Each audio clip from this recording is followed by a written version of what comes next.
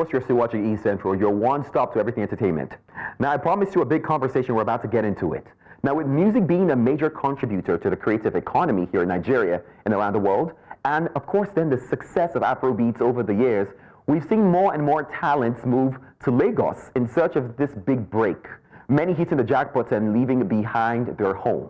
Now, joining us to help answer the question of why Lagos, maybe why forget their homes sometimes, is it a major strategy that works, is music producer and audio engineer Aziz Donzizi Oseni. Aziz, good to have you join us. Hi, thank you. Thanks for having me. Now, let's get right into this conversation. I mean, this is a no-brainer. Burna Boy started in Port Harcourt, River State, before moving to Lagos.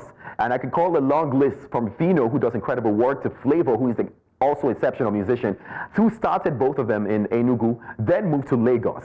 And, well, when they did make this move, some would say that they then were able to take a grip on the industry and hit gold. I have to ask you, Donzizi, is this true strategy? Is this a sure strategy? Is this the only way? Talk to me. Yeah, that's a good question. I think that we need to pull back and look at the big picture. Lagos is a magnet, and it's a magnet because it was the capital of Nigeria for a very long time.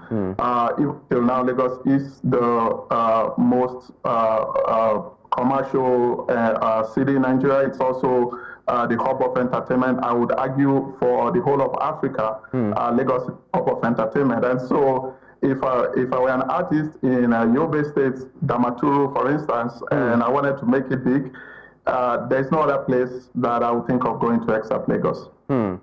I hear you, right? And maybe, of course, I'm in Lagos as well. Our studio is here in Lagos, Nigeria. But Lagos is also saturated. In fact, some would say oversaturated.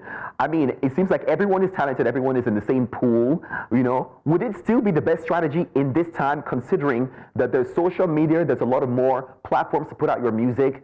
Is it still wise to make this big move to Lagos because it was the so-called, or still is the capital, like you said?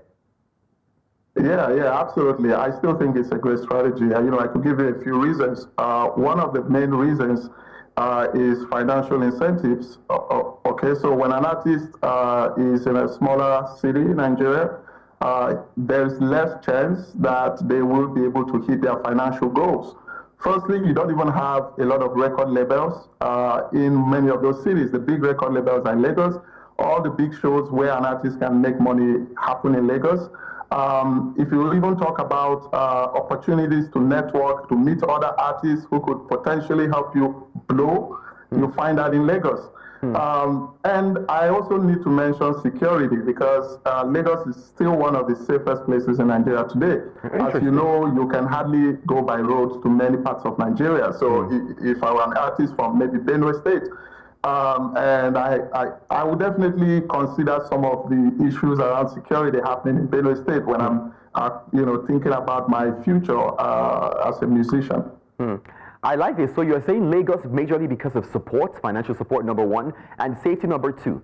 But this brings me to a huge part of it now. I mean, in recent times, I'm talking since Afrobeat gained global attention, we're even seeing some stars move from Lagos to other parts of the world. I mean, the UK, that people now call our second Lagos, because once you're big in Afrobeats, the next place we start to see that is, of course, performing in the UK. What do you think about that dynamic? Why the shift again now from Lagos to the UK? Yeah, that's also happening because there is a huge opportunity for Afrobeats internationally. We've seen, for instance, in the UK that Afrobeat songs have been in the top 5, in the top 10 of the UK charts for many, many years.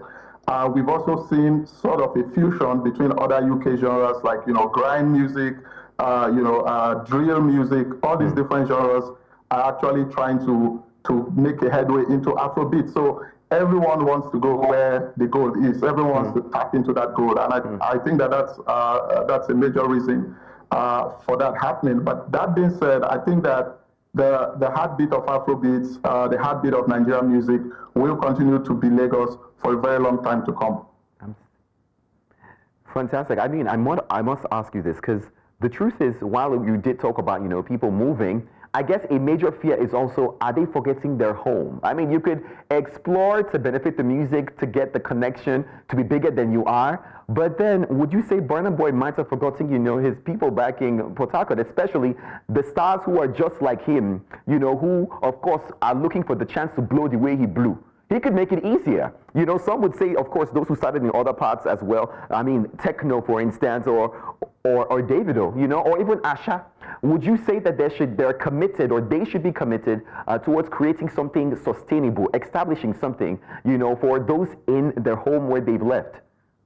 Yes, I absolutely agree. I wouldn't use the word abandon. I think that many artists actually did not even grow up in their home states, and I think people forget that. So when you say an artist is not giving back to his state, his community, if he grew up in Lagos, his first allegiance is going to be to Lagos because he cannot connect with his people. So that's one dynamic.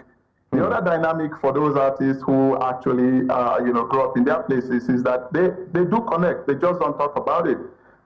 For instance, Omah Lay, is signed to the same record label as K-Style. We know that Omah Lay had a great influence in, K-Style's career and kind of bringing him to the limelight. We know that Phyno has done a lot for artists in Enugu. Czech is an example of an artist that has been brought to limelight by an older artist. While Burna Boy doesn't specifically invest in music artists in Port Harcourt, he does have a foundation called the Reach Foundation, where he, I don't know if it's his foundation, but he works with that foundation every year, to give back to communities in River State. So artists do have some connection with their bases. I think the bone of contention here is that many of them do not have a structured pathway or a structured way to help to bring up their younger colleagues who are up and coming stars from those states. And so usually what happens is, let's say I'm from Abia State, right, and I'm in Lagos and I'm a big artist in Lagos. An artist in Abia State has to go to Lagos to meet me in Lagos and say, oh, I'm also from Abia State, and then we can connect, and then, we can work together. That's what happens. Well, I wish it was the other way around, I wish the artists who's established would go back home occasionally and then would then connect, because let's not even get to performances, because barely do we see them go home to perform. I mean, maybe once in a while we get homecoming. But you talked about Burna Boy, who I know, like you mentioned, might not be as invested in the music, but he does have a football academy. I know that he did establish back at home. Yes, absolutely. So he does give back. I think a large part of his family is still based in Port Harcourt. He goes there a lot. He still has a lot of connections back home. So I think we should be questioning artists like Davido, who is originally from Osun State, but I don't know if there's any other Osun State artist that I can point to and say, was influenced or supported by Davido. True. Well, David was born overseas and then came. You know what? I mean, that's also another angle, because if I had to mention Asha, who was born in Paris, came to Lagos at 2 years old, went back to Paris. Would you say at this point, 2025, it matters where you are before you put out the music, before you become the next big thing? Would you say it really matters, the location in this time? Well, I think that question does not have a clear-cut answer. If you had asked me this question 10 years ago, I would have said absolutely. You have to be, in certain places like Lagos or London or whatever. But the truth is, right now you can be in your basement, in a village somewhere in Kenya. If you put out good music and your music goes viral, you do have the potential to blow. But that being said, like I always say when I go on these interviews, music has a lot to do with promotion, has a lot to do with investment.